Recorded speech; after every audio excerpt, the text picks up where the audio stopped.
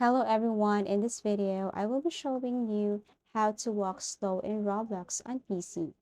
Now, the first thing to do is to make sure that you're logged into your Roblox account. Press the green one if you wanted to play. For example, I wanted to play Comet Fires.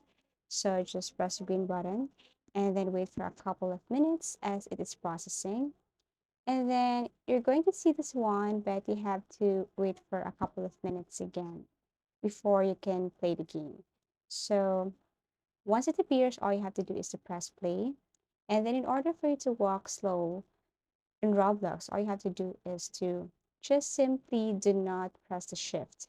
Just move your cursor up, then you can walk slow in Roblox. For example, this one. Do not press the shift, just move the cursor up and you can simply walk in Roblox. That's how easy it is. If you want to run, press the shift again and then the cursor up, then you can run. Then if you want to walk again on Roblox, you just have to just press the cursor, move the cursor up in order for you to walk. Thank you for watching and see you again in our next video tutorials.